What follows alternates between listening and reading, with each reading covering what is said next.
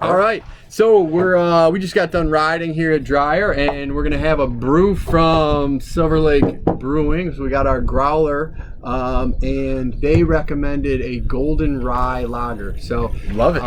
A nice sort of light beer post ride. I know you're kind of an IPA guy.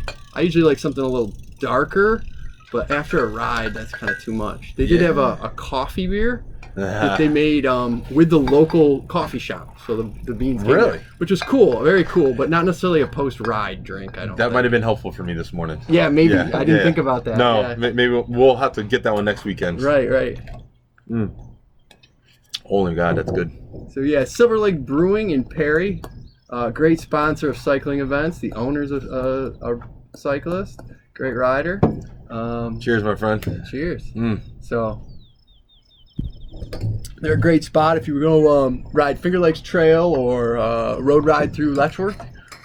They're right there in Perry, so hit them up and go get a beer afterward. That's really good, dude. Actually, I don't think I've ever had a golden rye, and I'm gonna put it in the probably top 10 at least of favorite beers I've ever had. Nice. Yeah, I've had some crazy stuff throughout this country, so that's good. 5.5% alcohol, so nothing too heavy after a ride to where you're dehydrated and then you get crushed with. This is your post-ride recovery, right? Right. How we do it? Right. Yeah, you can't throw one of those 8% down after a ride, right? Well, if you want to have more than one, anyway. Yeah, if you want to have more than one, being the key to that whole the whole plan we had. We just got back from Ellicottville, and that's what after every ride, it was nothing but the strongest IPAs and double IPAs we could do, and it was definitely one of the more brutal recoveries that I've had for 3 days of riding. So it makes the second and third day that much harder, right? Actually, I'll say this: we had the best weather in Ellicottville this year, and the trail. Have you been to Ellicottville? Yeah. Trail's brutal, super fun. One of the best places I've ever ridden, and I haven't been riding as much this year as I've been talking about because I've been working so much. But the day one, the biggest ride we ever had. Yeah. Day two, the second biggest ride we've ever had. Nice. Combine them all together, it was awesome, and my body felt amazing. So I'm going to blame it on the beer, why it felt so good. There you go. There it is. Proper nutrition goes a long way, right? That's good. That is definitely good, man. So today's ride, man, Dryer Road. Part, thank you to all the trail maintenance, all the guys out there, Grok, who maintains all this, correct? Yeah, Grok does a lot here. Great organization. And just a fun park. One of the things we kind of wanted to do with this is feature a lot of the cool mountain biking in this area. So we started with Dryer, and we'll hit up some other ones too. But Dryer's definitely a favorite. Lots of good technical stuff. And we had a nice group today. Yeah. 7 or 8 guys. And got some GoPro footage. And yeah, it wasn't bad today. And you can actually see behind us all the hard work they've been putting into. They got the new pump track in place. Dryer's always just been a great park for the beginner intermediate, so thank you to Grok. Big huge thanks to all those volunteers who come out and let us ride here. So for sure. But yeah, solid ride today. Yeah. Favorite trail? I don't know. I can't keep them all straight. They all had all these names, and I just like when I mountain bike, I'm just like bombing around in the woods. You know what I mean? Like get lost and then try to find my way out. So, I don't know. We had some good descents down through there though. Today we did it completely different. So I've ridden in this park for about 15 years now, and we did 2 trails backwards from what I've ever ridden them. So one was what was the first? Chutes and Ladder. I never ride Chutes and Ladder that direction, and I found it incredibly fun. much faster, much more, little less climbing. It felt like going the first way. So the downhill descents were amazing. And then what was the other ride? I've been on a couple times the new Boner Pod. Yeah. Still getting used to it. I think that was my first time on that one. Yeah, I don't know if I love that they destroyed Bonaparte as much, but it makes it a longer, more fun trail. I guess overall it was a bonus to joining it. So I like it when they lengthen it out. Those I don't like the short, fast stuff. I like it to be a little longer. Well, especially in here, in this park, you have, I don't know, how many miles of trail do they have in here? 20-something, 30-something miles of trail, but it's only on a very small acreage of land here. So, the idea that they can put this much in it, this good of trail, this close, in the middle of a city, which is even more. Yeah, they do a great job, and it makes it really accessible for people who are here. I live a little bit more rural and have a tendency to hit a few that are a little closer to me. A little OCP? Harriet, and you know, but there's less trail and you know, it's not as condensed. No, you don't feel as condensed in here. Yeah, and this one, what I like is there's a lower barrier to entry to get in here, and you know, as we talk about cycling, and the reality is, if the industry doesn't grow as a whole, you need new cyclists. You need people who are comfortable riding. Women are one of the largest growing segments of cycling, and you know, there's a lot of even for all sexes and ages, getting out there and riding some of the, like OCP. That's a little, yeah, that's no joke. That's some big riding going out there. So places like this park where you can get in and you can do some of the lower, the South by Southwest, or you can do some of the lower trails that are in here.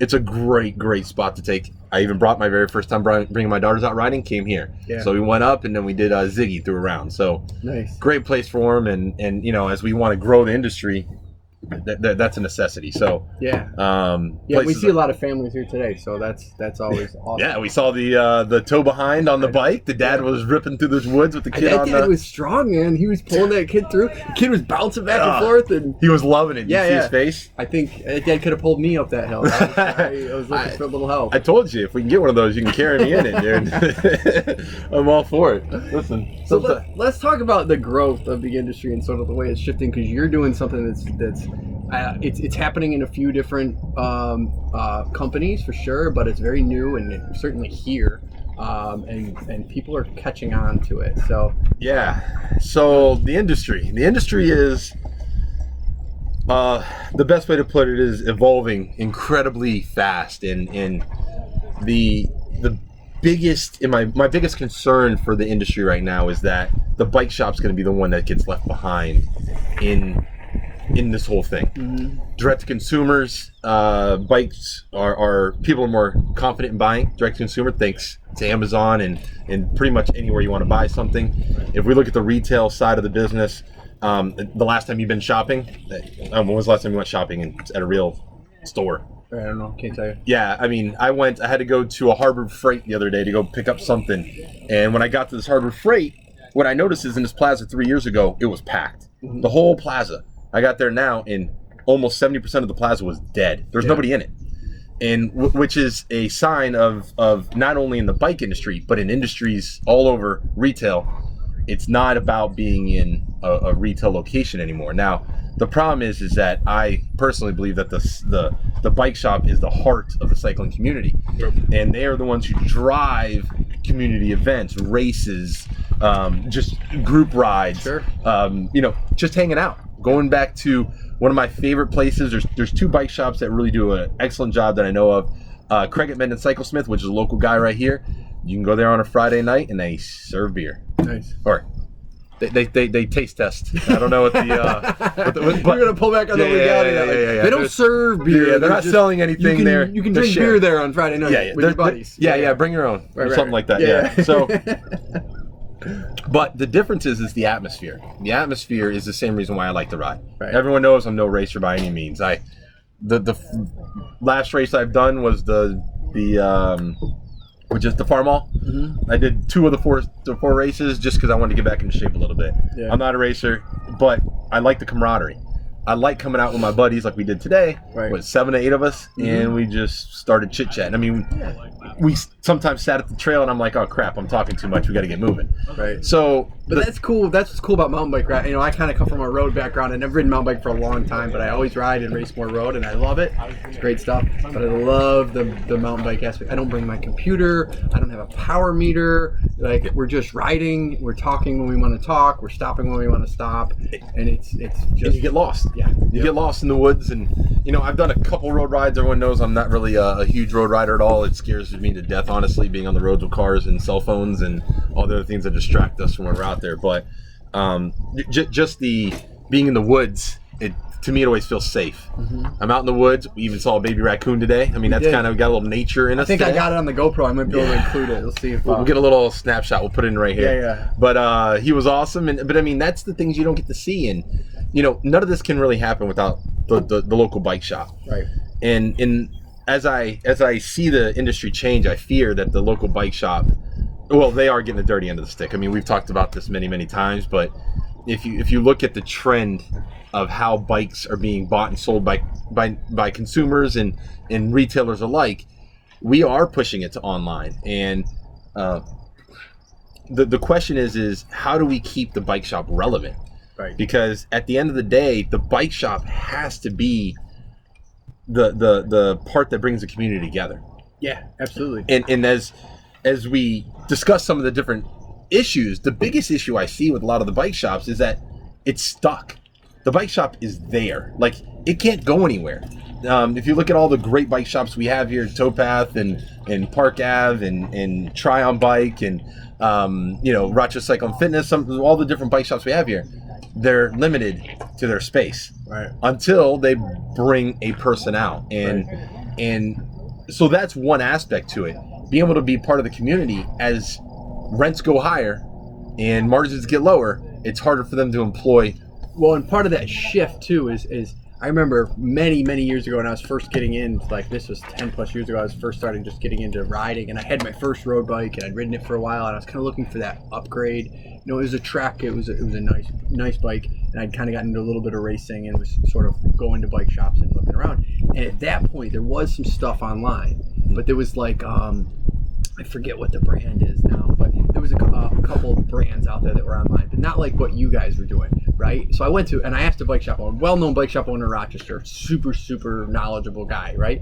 And I went in, and I remember he had a great conversation with me, and I said, well, I can buy this Bianchi or this Trek that you have for $5,000, or I can get the same group on this bike online for $1,500. Like, why should I do it? And he's like, well, it's not manufactured as well. They're not tested as well. And I think at that phase, he was right. Yeah. Like, I think the stuff online then was junk. Different. You know what I mean? It's a different animal. Like, they were throwing components on it because everybody knows the component group, especially back then. It was pretty simple. You know what I mean? Like, you got Ultegra, you got Dirt Ace, whatever it was, on the road bikes. So I was like, okay. He's like, you're not worried about all of the fine tuning stuff.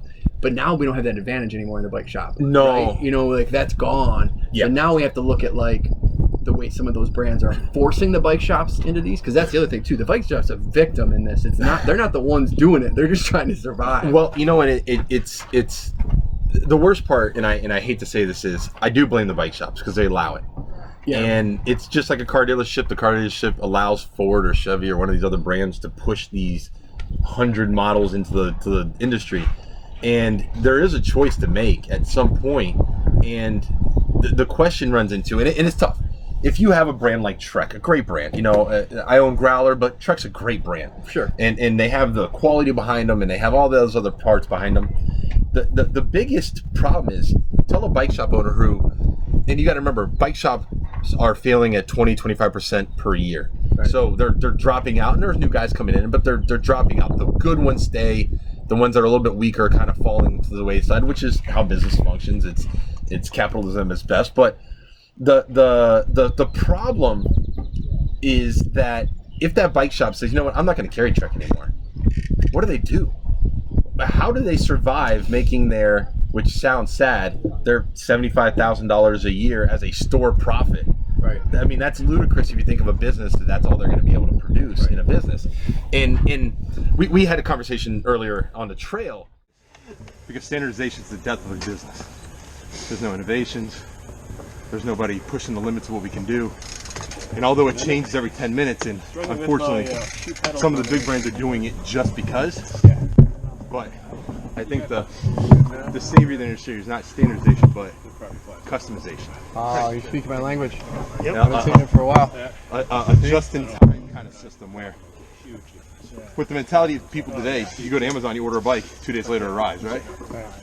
Same theory. That standardization, it doesn't allow you to get what you really want. Get you what they got. Right. And those big companies, they're like Harley. This week we're painting brown. Oh yeah. Yeah. Boom, boom, boom, boom. You don't want brown, you're gonna wait. So those companies are big enough that they can drive that market, and not falter. Well, and that's my argument for the bike shop, for the life of a bike shop, is small overhead, complete customization, work with a bunch of small brands like you, who you don't have to carry a bunch of shit with, and there's plenty of them popping up that you can do different market. You can get a fat bike one, you can get a gravel bike, you can get a road bike.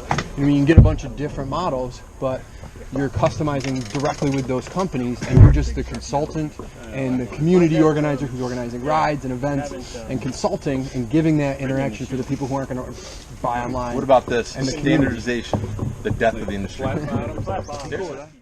The reality to what's happening in the industry is, and I guarantee if you've listened to this podcast, you've checked your phone at least once or twice since we've been talking. Sure. And that is the information highway. Right. Where you look to buy something is the gratification of instant purchase, not necessarily instant in-hand product anymore. Right. So you used to go to a bike shop because you wanted a bike and you wanted to take it home with you.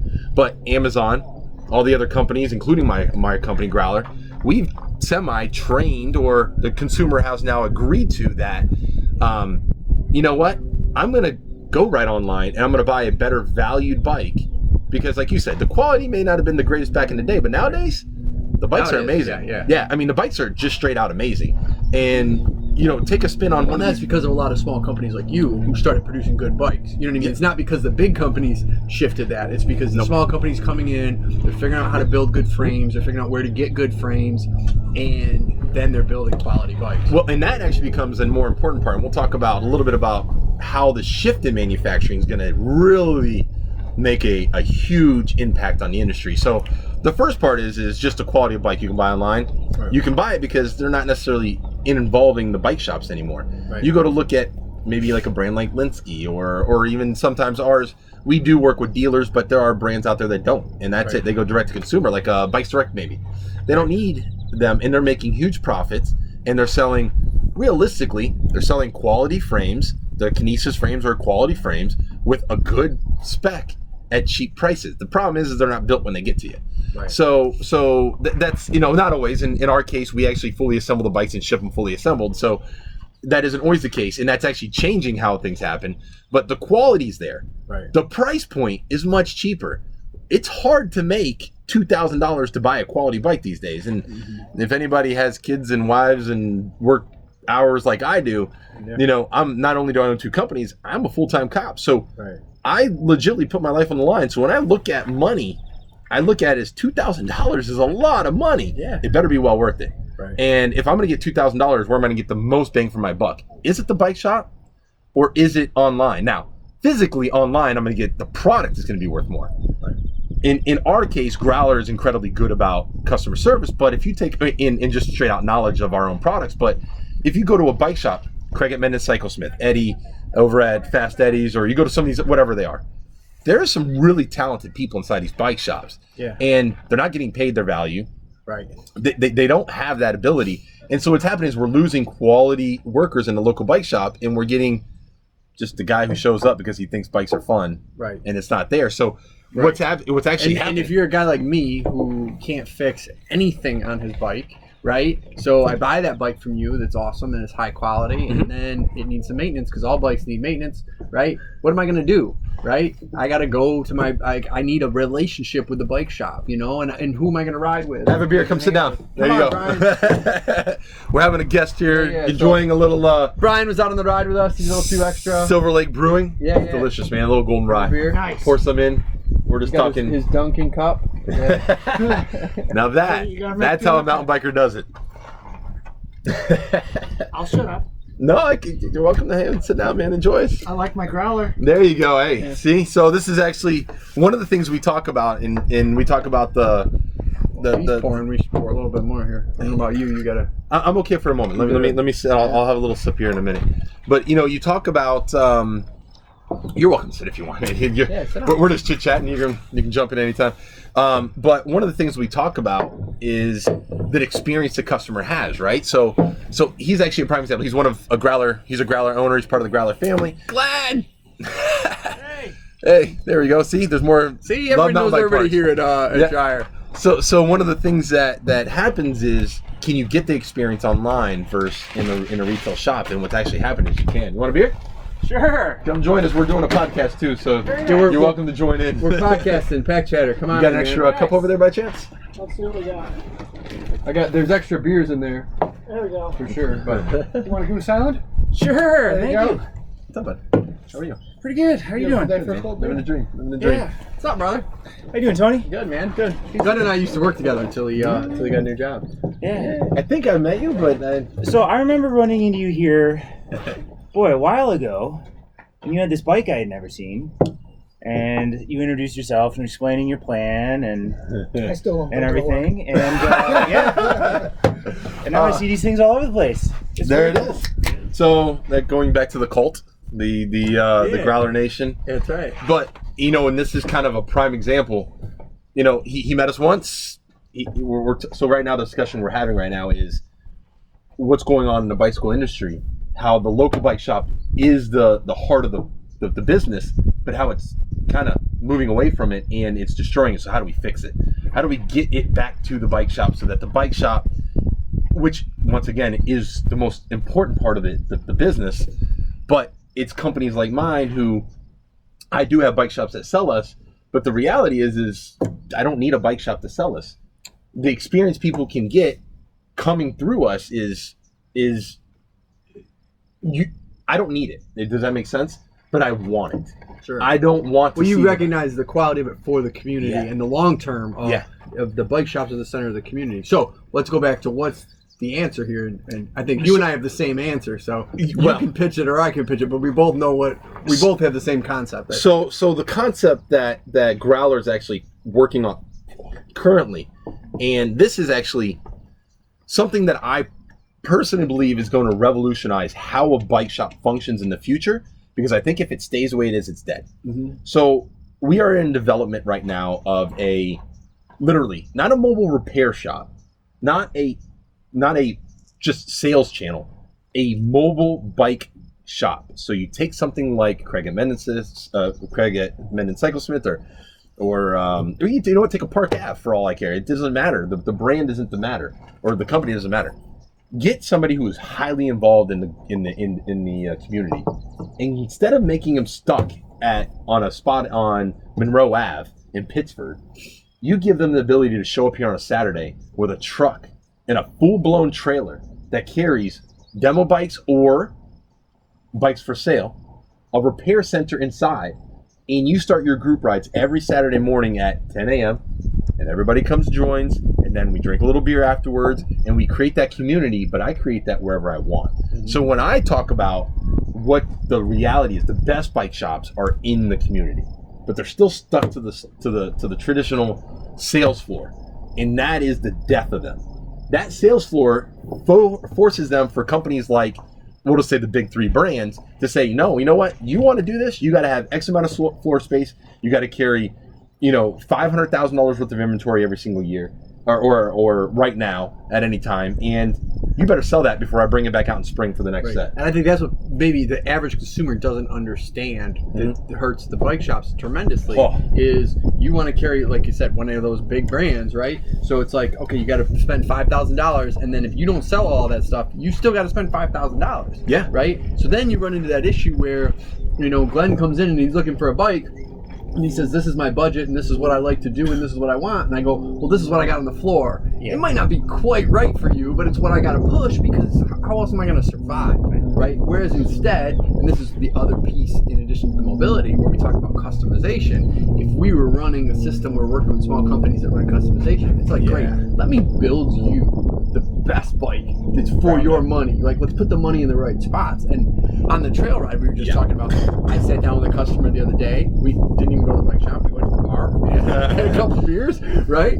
And I sold a $7,000 plus gravel build where it was exactly what that person wanted. We put the money where that made most sense for the type of riding that person wanted to ride. It was the great build for that rider. And it doesn't have to be $7,000. It could be $2,000. It could be $1,500. But it's getting the most for that person at that particular time. And because you can build it, that is the differentiator. So the customization is really what I think is going to help save the life of the bike shop. So a prime example of this is in the model that we're discussing, because the showroom is only 20 foot by 12 foot wide, you're limited to what you can physically carry, which is a huge benefit to the bike shop.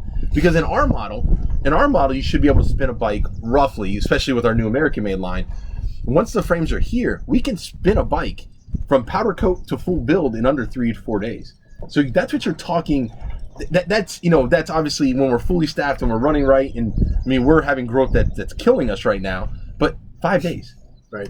And you guys do the color. That's another thing is with the customization, the paint. Yeah. It's so important. You know, like you get guys, you know, who race and they're more performance oriented and they're going to be more concerned with some of those components. So, you know, again, we use Glenn, he's an experienced racer. Like he's going to come in and he's going to care a little bit more about the performance end of things. But he still probably wants a cool paint job. So you talked me into that. Yeah. My orange bike that I rode for years, right? Yeah, I sold him his first bike. Yeah. And probably his second and his third and his fourth, but probably. But a lot of people too, especially when you're talking about that you know hybrid rider or that first time mountain bike rider, the first question they ask, they don't understand anything about the drivetrain. They go, "Is this the only color that it comes in?" Right. You know, so like, well, yeah, that's what we got. It's pretty cool if the answer is, well, it comes in any color you can think of. Yeah, you want me to? Good color. Yeah, you're into Star Wars. Let's do a Star Wars bike. You know what I mean? You're into whatever. Let's customize. I saw you guys did one with Jimi Hendrix, right? Not Jimi Hendrix. So we did do a Jimi Hendrix, but it wasn't a Jimi Hendrix specific. It was Purple Haze was the theme, and it was because that was his race team. Okay. And it's a local doctor that just wanted to. He literally handed me a T-shirt and said, "This is what I want." Yeah. I go, okay. Yeah. Well, let me go get you this. So I sent this off to a company who could literally hand paint it, and we can make that happen. The reason why we can make that happen is because we start with blanks. Right. It's like having a custom skateboard or something like that. We're starting with a blank, and because our process has become so efficient, we can produce a blank and create from blank frame to full assembly to what you want, not only the way it rides, but the way it looks. And the bigger part is the bike shop can do the same. Yeah. So when you eliminate all of that crap that the bike shop is being forced to do, it is the savior of the. So we talk about the standardization of the industry, and we talked about this on the trail slightly. Right. Because everything is so standardized, and I know everyone's like, well, it needs to be more standardized. It is standardized. Yeah. When Trek makes 1 million of something, you're only going to get it in that variant of it. Now, can it be modified? Of course, but that's going to cost extra money. You want different rims, it's going to cost extra money. In our system, literally, we can produce now one of the systems, and this is the extra bonus to manufacturing. Right now, we're seeing a huge spin in manufacturing. Everyone right now is doing the race back to the U.S. Trump, like him or not, those tariffs are putting a huge impact on bicycle manufacturing. There's huge tariffs on getting frames in. The thing is, it's not so bad that if you want to keep manufacturing out of Asia, that's not an issue, right? The bigger issue to it is it gives the American manufacturer the ability to compete. And people have it, and there's a lot of arguments online. As a bicycle manufacturer, I see it in person. The cost for me to build a bike in Asia, ship it over to the US, versus American made, is going to cost me roughly, we're talking actual cost of product for my cost. We're talking maybe 15-20%. But you got to remember the cost of the product versus what it sells at retail is two different worlds. Right. So I understand the big three are about to jack up prices. They are. Yeah. And that is a beautiful thing for American manufacturers. Right. In our new system, it's great because now what's going to happen is it now allows me to bring in a bike at the same level as the big three brands. And we've already talked about it. We discussed the price points. We had the plan in place. Next month, literally, we're going to be launching American-made bikes. Back what Canada used to do, where everyone loved Canada because it was American-made. They were like the last ones holding on. Yeah. They were the last ones holding on. And there's some brands out there that do it, but those are $3,000-$4,000 bikes. The reality is now, with some of the new technologies we have, we can help deliver American-made bikes made by Americans who are running high-tech robotics, who are welding these machines together. We can bring those into the U.S., or not even bring them, they're already in the U.S., we can bring them to market at the same exact price points that you're seeing the big brands do it overseas. Right. The biggest part about all of that is that allows us to do what we call a JIT, or just-in-time inventory system, which is what the bike shop needs. The bike shop's death is that it carries inventory. Mm-hmm. If we eliminate all inventory and we make it so that you can buy the bike as you need it and you get it a week later, that's golden. Right. Because it isn't about having the physical bike in hand, although this beer is delicious. Talking about that, might need a little more here in a second. It's not about having it physically in hand when you buy it. It's the good man, there it is. It's the idea that I just bought a bike and what I want appears in less than a week. Now that is the savior to the industry. Yeah. And what it actually allows us to do in a grand scheme of things is a couple things. For the bicycle manufacturer, allows us to drive down the cost. Because instead of me dedicating 1,000 group sets to 1,000 blue bikes, I can now take 1,000 group sets and put it to whatever the hell I want. Right. Doesn't matter the frame and or that's design. like let's kind of put this in like from a consumer perspective. Like picture this. This is what your bike shop looks like then, right? Yes. You walk in, you got a couple of demos where they carry a few different brands in those demos. So Yeah. we got Growler for a fat bike, we got X brand for a gravel bike, we got Y brand for a road bike, right? So you can demo those, you can feel the bike, you can ride the size, we can figure out what's right. Yeah. And then as the expert there, right? Instead of you having to sort of figure that out online on your own, Yeah. we can sit down and go, okay, well, what's the right group set for you? What's the right wheel choice for you? Do you need a drop? Come on in, boys. We got beer for you. We're doing a little podcast. Come and join us. I'm actually, I'm gonna go ride here. Yeah, have fun, man. Thank you Nice so seeing you. Yeah, man. Hey, good seeing you, brother. Have fun. Enjoy the ride. Sorry Good to to see you. snag you up into That's our okay. our That's conversations. But yeah. So then, and then there's group rides there, there's events there, and if it's a mobile bike shop, that's phenomenal. If it's a brick and mortar, it's, you can get some of those little things you need, the tubes, and the regular mechanical work, you can focus in those areas, and not be forced into something that doesn't fit what you want just because it's on the floor. And that's not to say that bike shops are bad guys, like they're just trying to survive, you know what I mean? And that's the reality they're stuck in because the manufacturers, the big three in particular, put them in that. Yeah. And because the consumers traditionally want those big three. But that's not happening anymore. It's not happening anymore. Right. And that's so we talked about it. You actually said it to me the other day. It's like you can go somewhere now and Growler's not just some random brand that exists anymore. We're only 4 years old. That is a huge change in a market. And, look, Trek's still going to outsell us. I'm okay with that. Yeah. But we are putting a huge impact on the fat bike market. I mean, when you're selling thousands of fat bikes a year, just fat bikes, that's a big market for everything to be a part of it.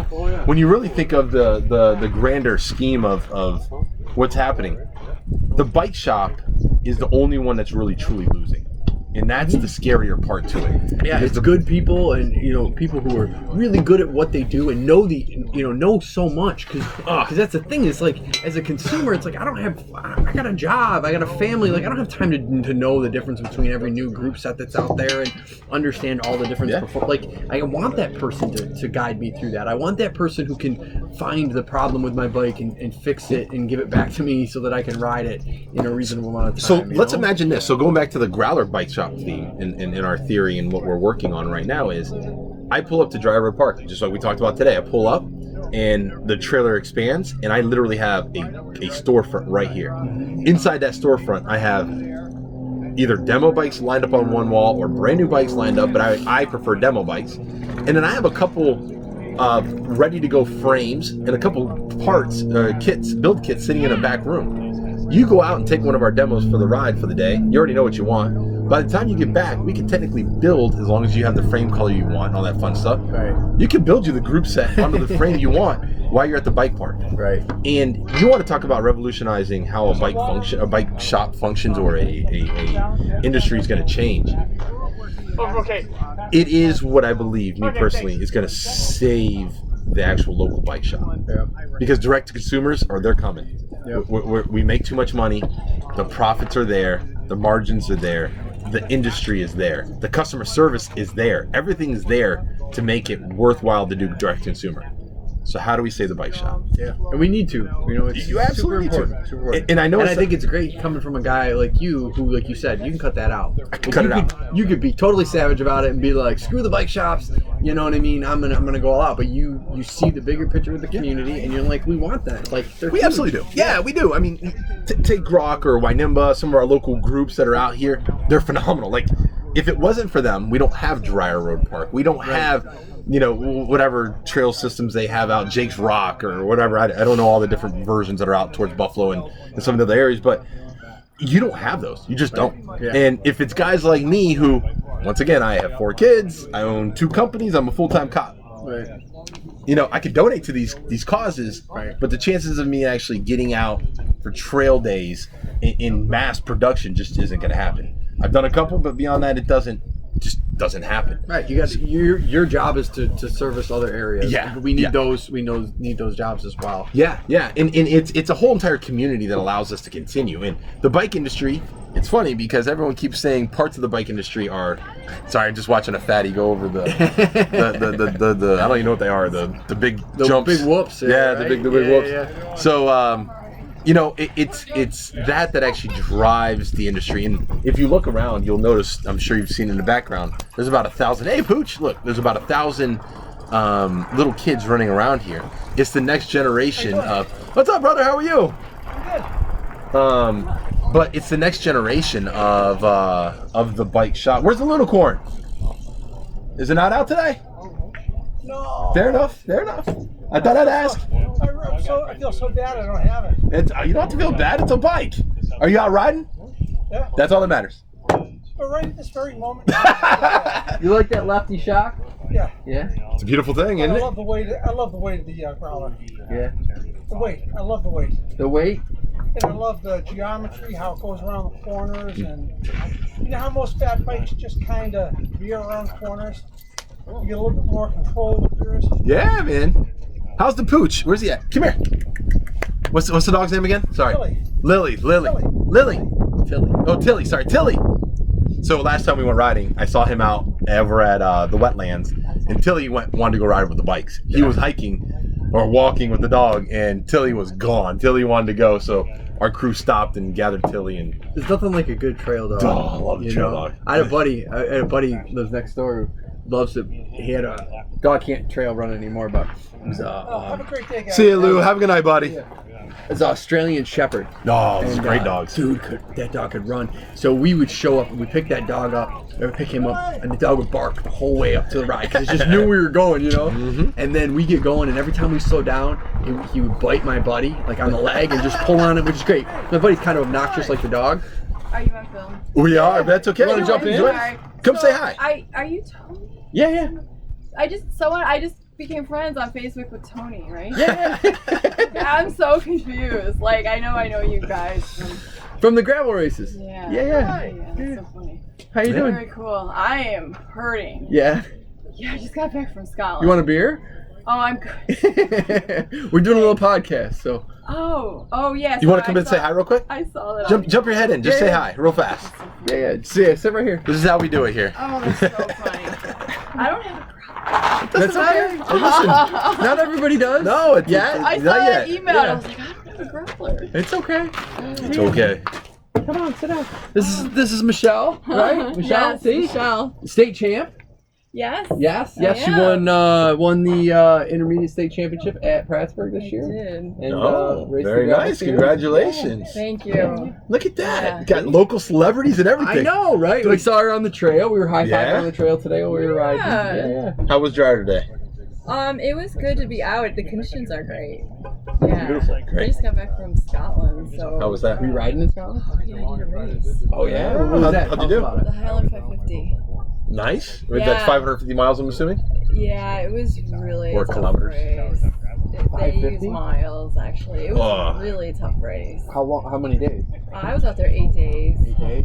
Yeah, very technical. The weather was brutal. What was the conditions like? Tell us about it. Cold and rainy. That's I Scotland, had- right? That is what Scotland is. I had Cold to and rainy. cross the river that was up to my waist. So, like, I had to, like, cradle my bike up over my waist like this to get across the river. Nice riding, buddy. Looking good. No kidding. Yeah. That's insane. It What was was it mountain bike? Was it all mountain cyclocross? biking. Yeah. Yeah, very technical mountain biking. Technical trails? Yeah, Yeah. Cool. yeah. Very cool. Hardest race I've ever done. Really? How'd you get into that? What was the? And that's it, Bike, folks. bike packing. I've been bike packing Yeah. for a while. I did the Tour Divide. Oh, Did you go that's with your cool. friends or team or anybody or just you? I've just been out there. Yeah. Just went you out by there. yourself? Just went out there and crossed the country. That's it's fine. awesome. Yeah. Someday It's I wish I fine. could say that. Man. I'm just going to Scotland to do a race. Yeah. By myself. No big deal. Yeah. That's It killer. was pretty crazy. Well, congrats. Oh, thank that's you. awesome. Yeah. Yeah, I did. I actually did quite well. That's insane. I rode 500 miles How many once. people do it? There was 63 people. Yeah. Yeah, at the Grand Depart. It's amazing. I rode 500 miles once. It took me like 2 years. Yeah, I was but I gonna say, completed yeah. it. I do about 500 miles a month. Yeah, You know what I mean? yeah, Like, yeah, damn. yeah. On the road, not On the road, trail. yeah. I don't do road, but trail, the It's mountain. beautiful out there. Yeah, Yeah. That's what I've heard. I've heard Scotland is gorgeous. Yeah. So we went all the way up to the northeast of Scotland. very cool. Yeah. Well, Congratulations. you got other big Thank you. plans this summer? Well, I was gonna go to the Black Fly this weekend. Oh, I- what happened? Today. It's I actually today. decided that I can't race. I can barely mountain bike right now. I was like, it would have been fun to go, but If you don't know what the Black Fly is, it is one of the most brutal rides that they have here. It's a gravel race. it's a gravel race. I was gonna Tons of do- climbing. I was gonna do the fat Tons of bike. One of the oldest gravel race in the state. Yeah, yeah. We're Prattsburg. We're number 2. Yeah, there you go. Yeah, so We have I say we're number Okay. 2 behind Black Fly. Hats off to Black Hey. Fly. That's very Stellar cool. race. Yeah. We had a I'm couple of our sorry, guys this are up there Black Fly. this week. So I'm thinking about so I ride, I do grass moots. So I'm thinking about talking to them about getting a gravel bike because I rode my mountain bike, my moots mountain bike. So Nice. Great company. looking into getting a gravel bike. Yeah. But those races were fun. what did you race? What did you race in our series? I rode my Moto X mountain bike. Yeah. Yeah, and What about Fatty? Go straight Fatty. We got a Call it fat bike class. Or you guys need to launch a gravel bike. We do. We have one coming this fall. I can't wait. We have a gravel and I want a one. cyclocross. I want one. We have gravel, cyclocross, and road. Those are the 3 that are I coming want a out. So you're coming up with a gravel bike? Yeah, so all of our manufacturing moved. Sorry, everyone. We're kind of segueing off to other stuff. So all of our no, it's all right. This is what happens. This is why we're at the bike park. Yeah. So we actually have because we manufacture now in the U.S. instead of in Asia. So all of our new frames are coming out. So like 27.5 plus, we have a Fatty that's going to match. We have a road bike, cyclocross, and gravel coming out. So we have a 29er as well. That's pretty much the same thing as a 27.5 plus geometry. Nice. So we have all 6 of those bikes coming out. So we should start seeing the gravel and cyclocross in August. Wow. All American made. That's the beautiful part. American made? Only American made. We're not gonna deal with the Asian when it comes to aluminum stuff. So the Taiwanese are good at carbon. So until we get better, and the problem with carbon is it's kind of wasteful. The fun about aluminum though is you can do a really disgustingly cool custom paint. So you guys haven't even So you're seen doing aluminum. aluminum. This is very interesting. Yeah, so what we're doing Okay. is we're mixing aluminum 7005 series with a mixture of carbon. So the two materials together, one helps dampen. So aluminum 7005, when it's heat treated properly, will actually have about a 61% better fatigue life than a 6061, which is what traditionally bikes are made out of. You combine the problem with it is that it's stiffer, much stiffer material. So if you combine that with carbon, it dampens the vibrations you have. So with the two materials put together, it rides like cotton, and it gives you a lighter bike, a stronger bike, and then hopefully you'll be faster on it. But that's really just the person on the bike. You put me on it, I'm still going to be slower. It doesn't matter what happens. Yeah. No, that's true though, and I love that. I love that because from a racer perspective, right? I've been doing that for a while, and like that's always sort of the market that we're in, and it's carbon, and I got a sick carbon road bike, like there's no doubt, and I've had carbon mountain bikes and cross bikes, my cross bike and it's got like carbon. But another really small company that I love is Squid.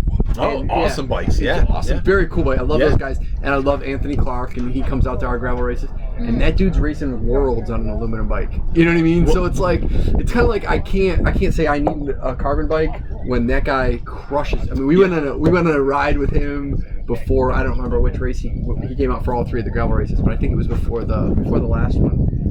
And we were out on a training ride, and we were on the road. We kind of threw it out, and we're climbing up a hill, and he weighs all of 145 pounds, right? And we're climbing this little hill, just doing sort of an opener for them, because Curtis was in there, and I'm just trying to stay alive, trying not to get dropped. And they're like, yeah, we're gonna do 2 hours before we crush a race tomorrow, and I'm like trying not to get dropped, but he's like pushing me up the hill, like at 45 pounds, like 145 pounds, and he's pushing me up the hill faster than I can climb the damn thing. And he's on an aluminum bike, so it's like... Wasn't the number 2 bike in the Tour de France this year a aluminum bike by, I think, maybe Specialized? I think it was the brand that had it. Yeah. Aluminum frame bike, number 2 in Tour de France this year.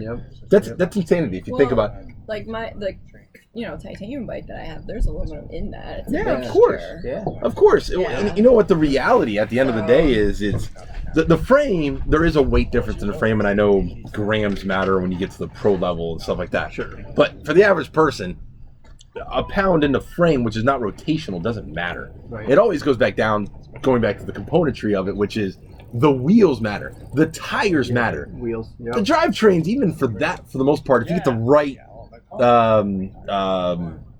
gear ratios, that really doesn't matter as much as brakes, wheels, tires. You pick those three, and you're pretty good to go to fit your needs to what you're doing. So Put your money in wheels all day long. oh man, I say it all the time. Yep. Do you have enough money to put carbon wheels on a carbon frame? If you do, go for it. Cool. If you don't, go aluminum with carbon wheels. Yep. If you don't, then just go aluminum. So, but it all goes back to fitting the needs of the platform, which then ties back in all the way back into the bike shop. Right. The bike shop can't sell that. Right. Right now, the bike shop can't. Sorry, we've been talking about other stuff all day long. So we've been talking Custom about build. That's very cool. yeah, we've been talking about the struggles that the bike shop has comparative to what online retailers are able to provide instead. And we think we have to figure out a way to save the bike shop. So I love the Lunicorn. I just want to throw that out. the Lunicorn. If you guys never seen the Lunicorn, go to Growlers website. Actually, go to our Facebook. The Lunicorn is about as crazy as they get. The rules that was made for it is put powder on the frame in any way you can. And so when I did it, it actually ended up looking like a unicorn pooped ice cream, like that commercial for the poopy potty. What is the potty? Squatty potty, or whatever that is. But it reminds me of that commercial, and it's called Lou, the gentleman who owns it. We called it a Lunicorn. He was just here. He was. I Got said me hi to out him. on my bike today. He is. It is the craziest thing I've ever had to create, but that's the beauty. The beauty was Craig at Midnight Cycle Smith calls me and goes, "Hey, I need you to make something crazy." And he goes, "What can you do?" And I said, "Just give me a couple hours." And then a couple hours later, we had the Lunicorn-ish in theory. And then I had to order some powders, and we made this crazy, insane bike. That bike is so amazing. It is. The wheels were my favorite. The wheels, when I looked at the wheels, and what's even funnier is there's actually colors inside of that bike that weren't actually shot on it. So when powder gets mixed together, so the science behind it is it actually melted together and created the color of orange, which wasn't originally at all ever put into the bike, but it's on the bike. And so, talking about the fun of my job, here's part of the fun of my job is I got to play with this one bike. In particular, I sat in a booth and I shot for about 4 hours. I shot every single color to make this thing happen. And you didn't know what was actually going to happen until we put it in the oven to bake. So when it got in the oven, it came out, I was like, that's wicked. It's incredible. It is fun. It was fun. I haven't seen it. Oh, okay, we're going to, I'll send you one tonight. Send me dude. a picture of it. We'll The Lunicorn, you know what? You got one? Good old talking about technology and how technology works for our favorite. I don't think I have it saved as a Lunicorn, but I definitely got it saved in this thing as my favorites. Photos. Let me go to albums. I definitely need this in my favorites. Shared people's something. So it all happened that Lou, Craig, Craig was, building a bike for Lou, and Craig's like, well, what color do you want? And Lou said, surprise me. Mistake number one. You want to build a bike? Color matters. Color matters. Like we need more custom paint. I'm all about it. Never All tell about the somebody custom paint. whatever you think. That is the wrong one. Where is this bike? Now it's going to drive me up the wall until I find this bike. That's in my car. It's definitely on my Facebook. If you go to Growlers Facebook, which thank you to Mitch Hyman. You are a phenomenal media guy. You are the one who is Mitch Hyman. He runs all our media. I didn't realize it was National Donut Day, and I should have because I'm a cop. Pun on myself. I didn't know that it was National Donut Day, and I would have went to Dunkin' Donuts immediately and grabbed one because it was yesterday, right? Yeah, I saw Mitch posted something with Growler on that. some donuts. Good job, Yeah. man. Yeah, and it's, you know what, not to make fun of cops, but everybody loves donuts. Let's be real. Boston cream, you can't go wrong. I'm going to find it. I'll send it to you. The Lunicorn, if you haven't seen it, it's actually on a forum on NTBR. Craig started a forum for it. Cool. So if you want to see some photos, it is the most disgusting, wicked thing I've seen. I'm heading over there now. My shifting is so messed up. Over to Craig? Yeah. All right, tell him I said hi. He's actually working on a set of custom-built NV wheels for us, for a client, for a Rick and Morty theme, actually. It was wrapped to match his Tesla. Yeah. Cool. That's where it's at, man. That's where it's at. All right. So I think Willo's got to go to bed. Yeah, I've been up since 5:45 yesterday morning, and I haven't been to bed yet. I worked all day yesterday, and then worked last night. You gotta go home and see the kids, and I haven't seen them yet, and I still got to go to work tonight. So If any of you guys ever hear me and I'm actually tired, so this is me tired, me energized. Yeah. I think brings it down a notch. Yeah. So, well, thanks for joining us. Yeah, it was great. We'll do this again. Yeah. So we already talked about it. We're gonna do it quite a couple of different times here over the year. If you have any ideas out there of what you want us to talk about, you want to see an insight into the industry. I am a manufacturer. He works on the events, and he has some insight look into the sales side of it as well. Hit us up in the comments, guys. We'll talk about it. We'll have a good time with it. Yeah, that's it. We even got racers stopping by. Yeah, Michelle stopped in. Glenn, Brian. So good times. Yeah. Michelle, enjoy the ride today. Well, yeah, thanks. I'm gonna go get a massage now. Hold on, that's what we're talking about. All right, so we'll catch you next time. Yeah, cheers, my friend. All right.